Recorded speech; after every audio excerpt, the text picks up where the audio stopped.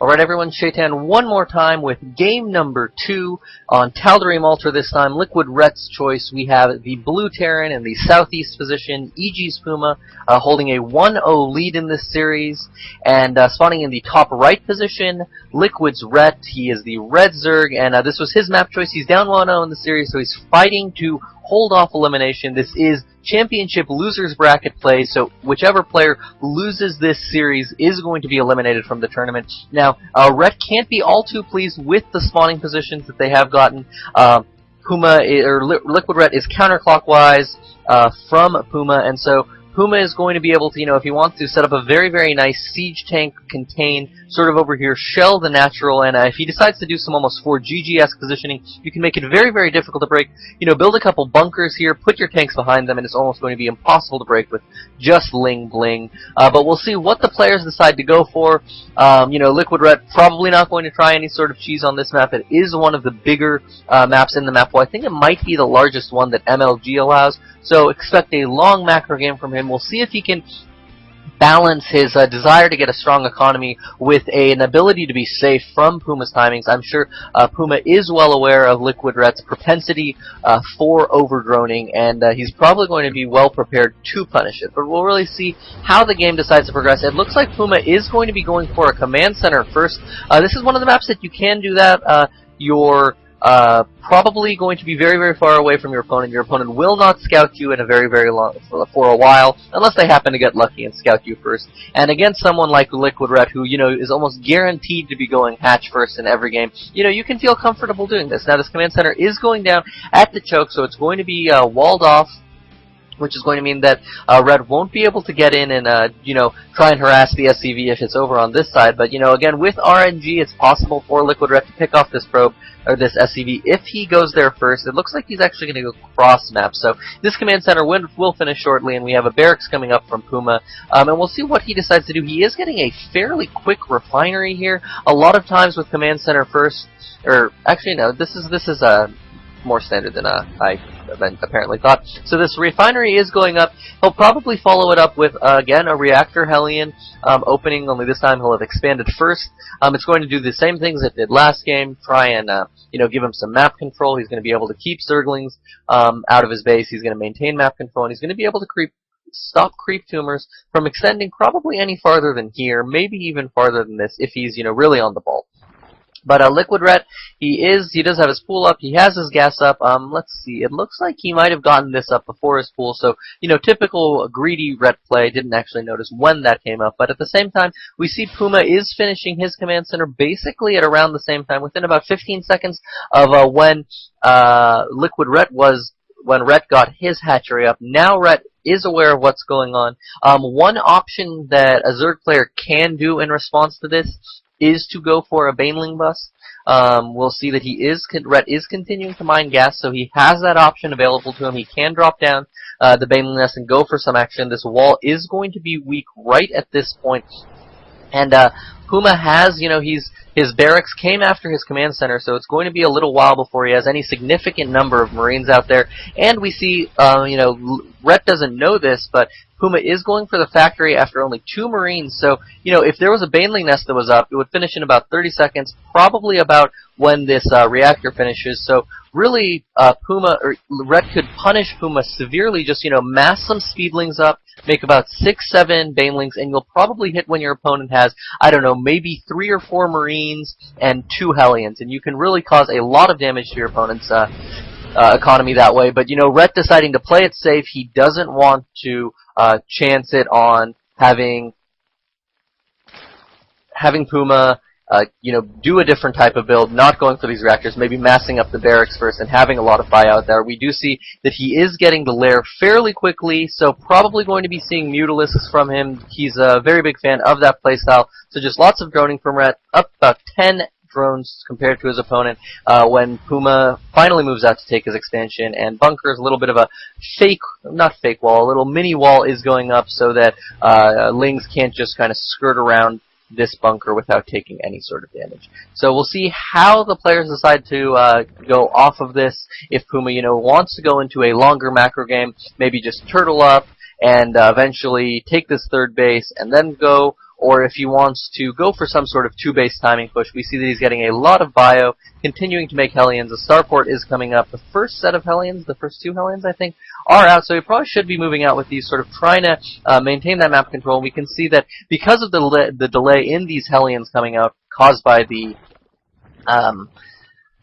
command center first, the creep has began to spread a little bit, but these 4 Hellions are going to put an end to that. Creep shouldn't really spread past this point if Puma is on the ball, so hopefully he will be. The Spire is coming up from Rhett. This is probably one of the faster Spires you can see in a TVZ, and Rhett knew that he was going to be safe to do this just because of the fact that his opponent went for that command center first, so all of his tech is going to be delayed a little bit as well. So more and more drones being made up. I think Rhett is worried about that the tank push that I talked about, so if tanks come and set up right around here, it's going to be very difficult for that push to be broken. Zerglings can't really do much of a flank, and if you do what 4GG did, drop some bunkers here as well, it's going to be really hard for Zerglings and Banelings to get in and actually contact these tanks, so that's really why you want Spinecrawler here to sort of poke down at the tanks as much as they can, but it's going to be very, very difficult to hold off without Mutalisks.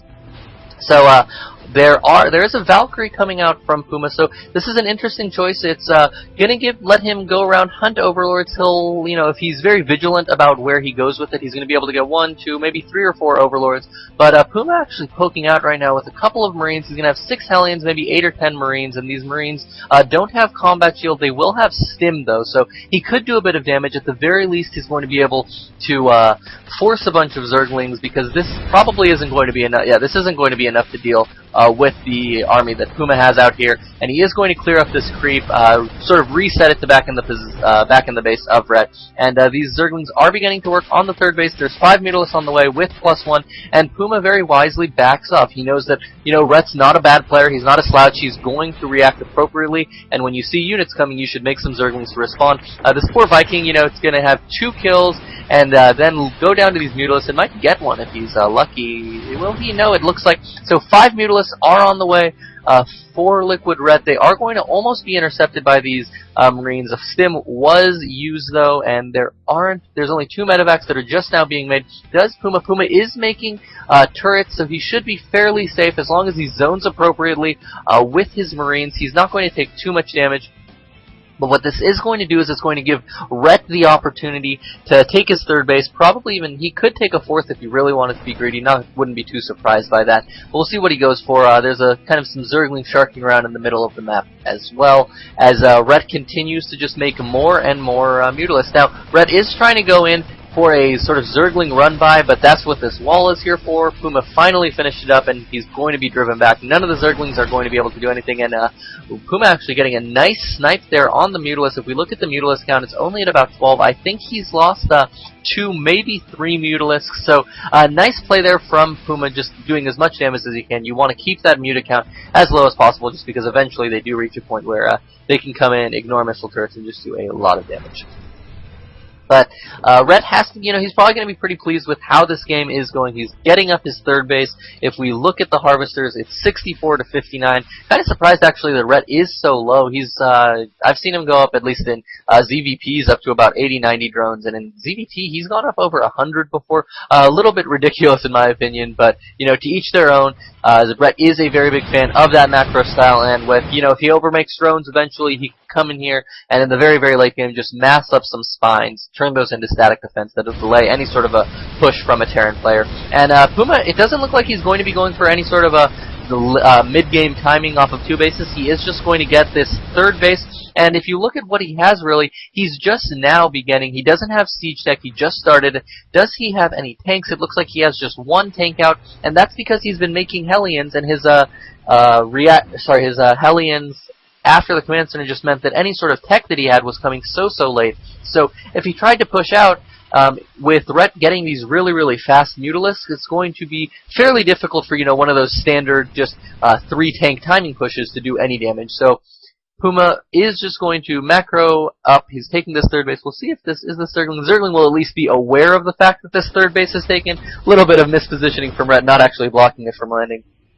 But now we have 3 base Terran versus 3 base Zerg. These Mutalisks and the Zerglings are coming in onto this ball. They're going to be able to take everything out of this ball, but the follow-up from Puma is going to, at the very least, drive away the Mutalisks. It looks like Rhett lost about 2, so, you know, not that great of a trade from Rhett. You want to keep these Mutalisks as high as possible. We see that he's up to about 15 right now. There's another 5 on the way, so 20. There will be 25 Mutalisks, and now Red is able to just come into the main and do a lot of damage with them. They took out that missile turret like nobody's business, and Puma just hasn't sort of responded in kind. He knows the Mutalisk count is very high. 1 missile turret is not going to be enough.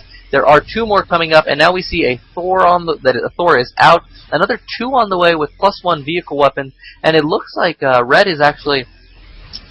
is actually staying away from tank production all that much.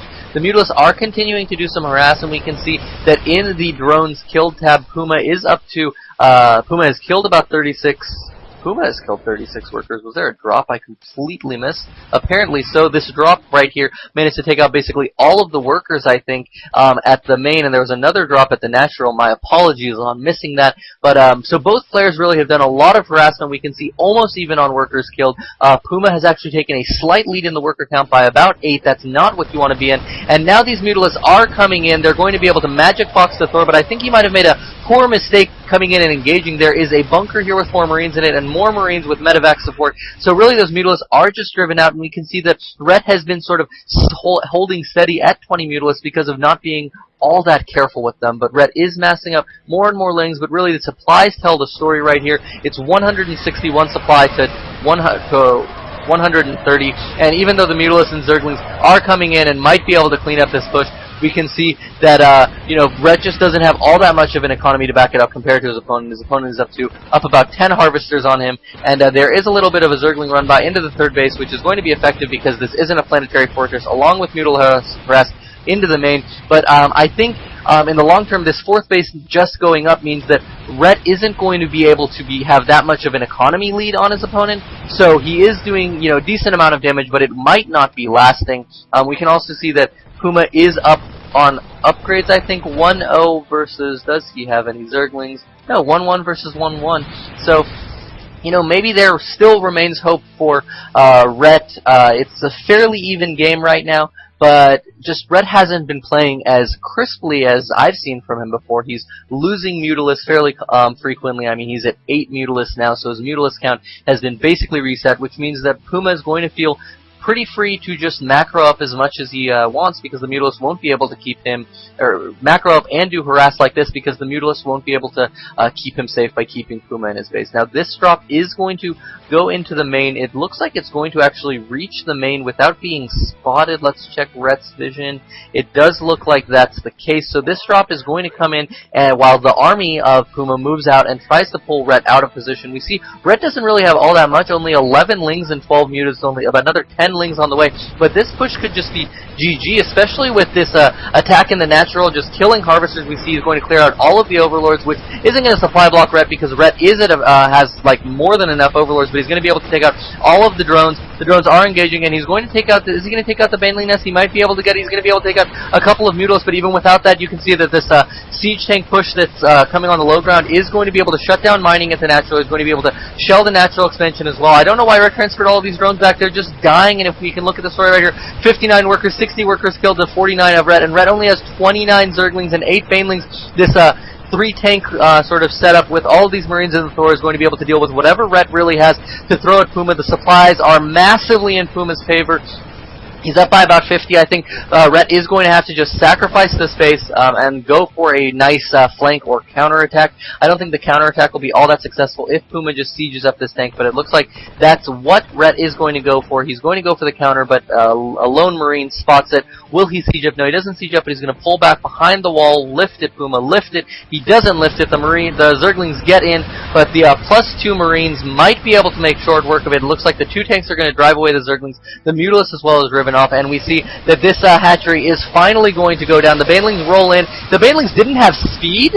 Oh my god, Rhett never upgraded speed, or if he... Yeah, Rhett never upgraded speed. That is a horrible mistake there from Red. He has to be kicking himself. So those Banelings basically did nothing right now, and now Puma is just set up in between Rhett's natural and third, and he's going to be able to just take this game with ease. There's not really all that much that Rhett can do. We see he still has a good economy, but with the position that Puma's in, he's going to be able to take out the third easily. Rhett is pulling all of his drones. He knows, however, that it's not going to do anything. He GG's out, and Puma takes the series 2-0. That command center first going unchecked let him get up a nice economy and punish Rhett as the game went on. I'm really surprised that he didn't get Zergling speed, or Baneling speed.